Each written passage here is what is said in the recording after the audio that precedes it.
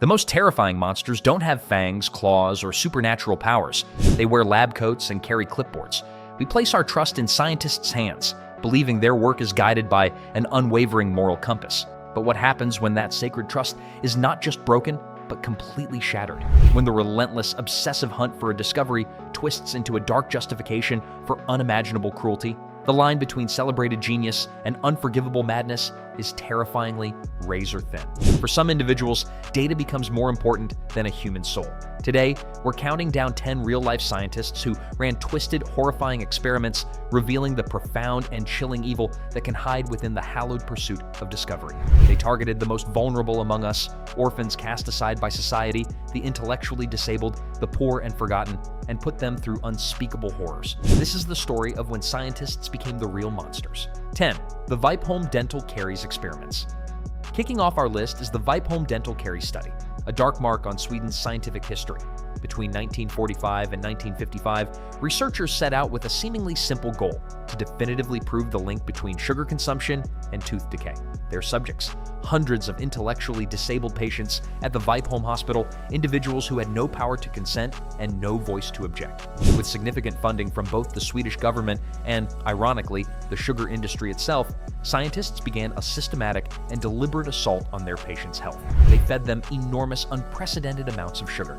This wasn't just a casual study, it was a calculated experiment in decay. They even created a special, extra sticky toffee, scientifically engineered to cling to teeth and inflict the maximum possible damage. As the years went on, the subjects' teeth, which were noted to be healthier than the average population's at the start, began to rot away. The researchers, clipboards in hand, meticulously documented every new cavity, every blackened tooth, every sign of painful decay.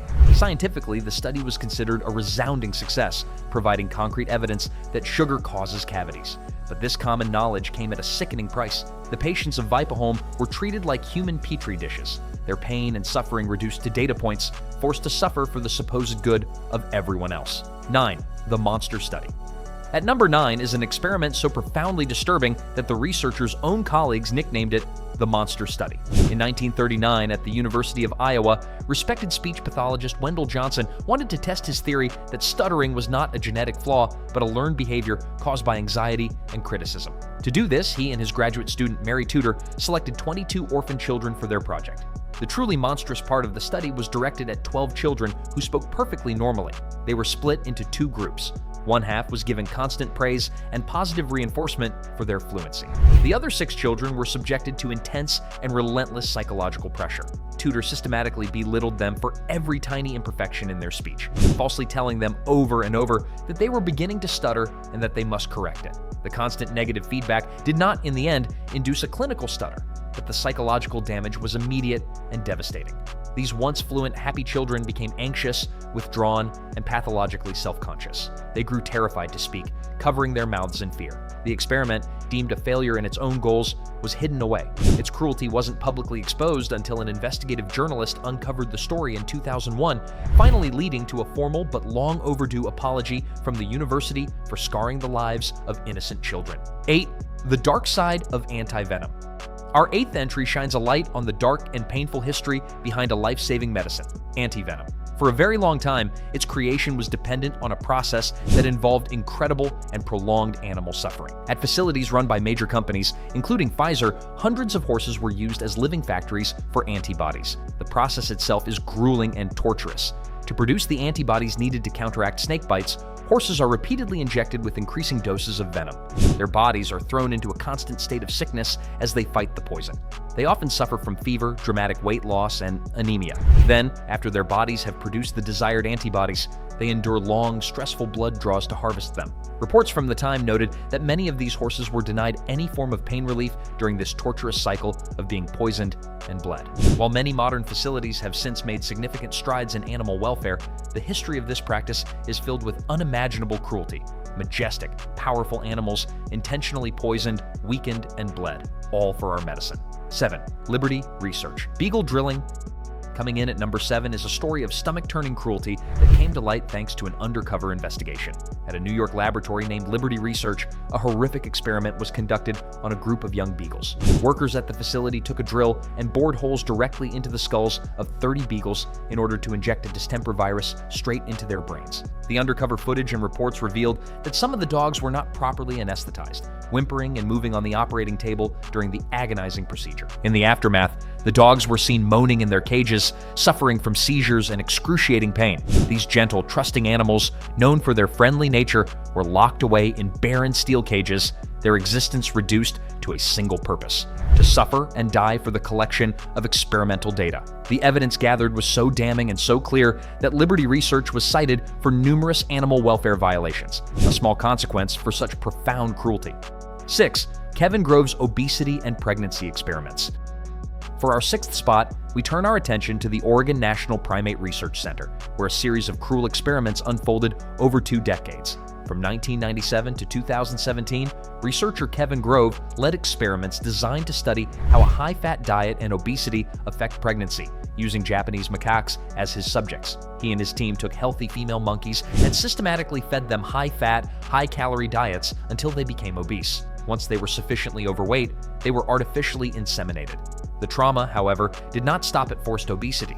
Some of these expecting mothers were killed just before they could give birth, so their fetuses could be extracted and studied. For the mothers who were allowed to give birth, their newborn babies were immediately taken away from them, denying any chance for maternal bonding. The tragic cycle continued as some of these infants were then deliberately killed at just 13 months old for brain tissue analysis. Grove's research represents a long-term, calculated cruelty that manipulated an extinguished life from conception to early death, all for the sake of data. These stories are deeply unsettling and tough to hear, but it is vital to expose the darkness that can hide behind the prestige of science. If you find this journey into the shadows of history compelling and important, please subscribe to the channel and hit the notification bell. Now, let's get back to the countdown. 5. Harry Harlow's Maternal Deprivation Experiments. At number 5, we have one of the most infamous and haunting psychological animal experiments ever conducted. In the 1950s, psychologist Harry Harlow set out to study the very nature of love and affection. To do this, he ripped infant rhesus monkeys from their mothers just hours after birth and raised them in total isolation. In his most famous experiment, he presented the terrified, lonely baby monkeys with 2 surrogate mothers. One was a cold, hard wire-frame figure that held a milk bottle, providing sustenance but nothing else. The other was a figure covered in soft, comforting terry cloth, offering warmth and texture but no food. The infants overwhelmingly clung to the cloth mother, only venturing to the wire mother when driven by desperate hunger. This proved that the need for comfort and affection was even stronger than the basic need for food. But Harlow, tragically, didn't stop there.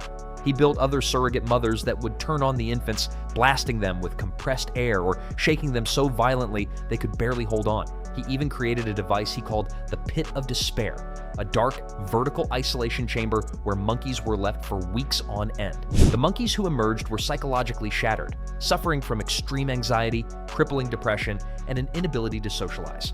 Harlow's work fundamentally changed our understanding of love and attachment, but he achieved it by purposefully and systematically shattering the minds of countless animals.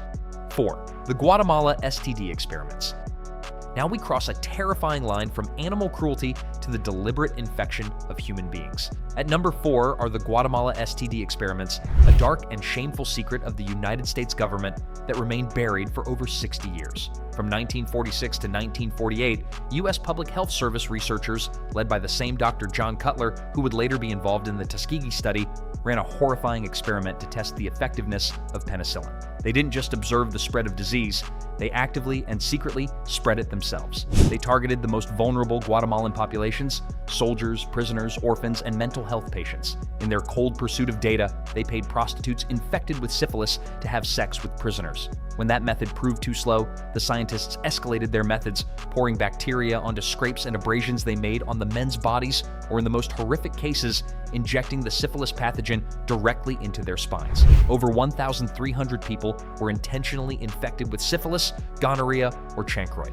And though the official purpose was to test a cure, the follow-up was inconsistent and inadequate. By 1953, it's known that at least 83 of the subjects had died. The full sickening details of this state-sponsored horror were not uncovered and brought to light until 2010.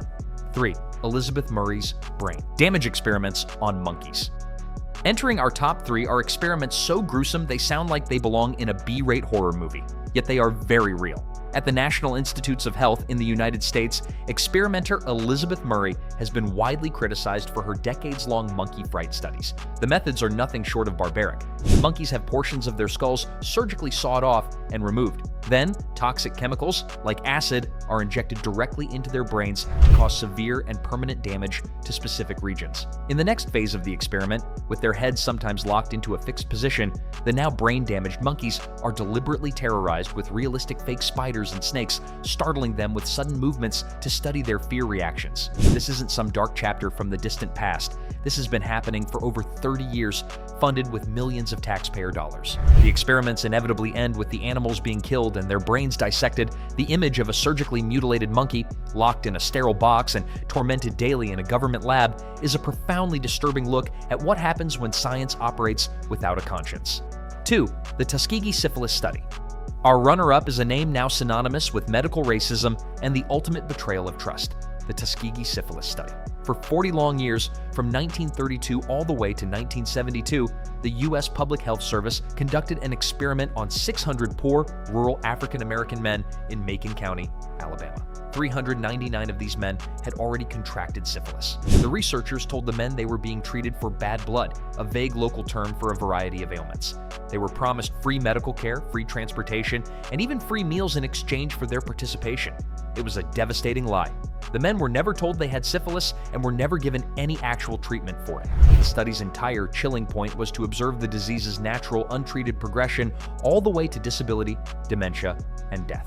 Even after penicillin became the standard, widely available cure for syphilis in 1947, the researchers actively blocked the men from ever receiving it. They went so far as to provide local doctors with lists of their subjects to ensure they would never be treated elsewhere. The study only came to a halt in 1972 after a whistleblower leaked the story to the press, sparking national outrage. By then, 128 of the men had died directly from syphilis or its complications. 40 of their wives had been infected, and 19 children had been born with the congenital disease.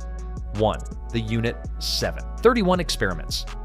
And at number 1, we arrive at the most depraved, sadistic, and nightmarish chapter in the entire history of science: Japan's Unit 731. During World War II, in the occupied region of Manchuria, China, the Imperial Japanese Army conducted biological and chemical warfare experiments on a scale that is nearly impossible for a sane mind to comprehend. The victims, who were mostly Chinese prisoners, but also included Russians, Mongolians, and Allied prisoners of war, were referred to by the researchers as Maruta, which translates to logs. They were seen not as human beings, but as disposable material to be used and discarded. There was no line Unit 731 would not cross. Prisoners were deliberately infected with plague, cholera, anthrax, and other deadly pathogens to study their effects. They were subjected to vivisections, dissected alive, often without any anesthesia, so that researchers could watch their living organs function and fail in real time. Some had limbs frozen and then thawed to study gangrene. Others had their stomachs removed and their esophagi reattached directly to their intestines. Women were forcibly impregnated and vivisected to study the transmission of disease in utero.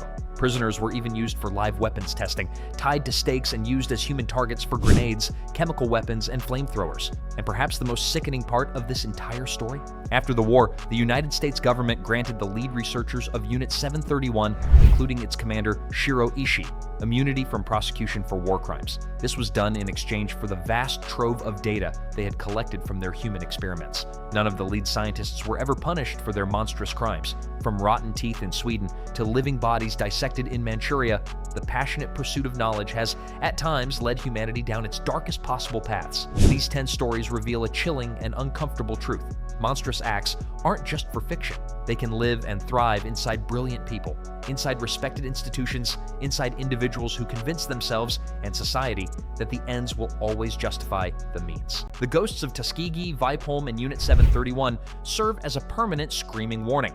They force us to ask the hard questions. How do we draw the line between progress and atrocity? And how do we ensure that the unending quest for discovery is always unequivocally bound by a profound respect for life? Thank you for joining us on this difficult journey. For more content that explores the darker side of history and science, be sure to subscribe. Until next time, stay curious, but always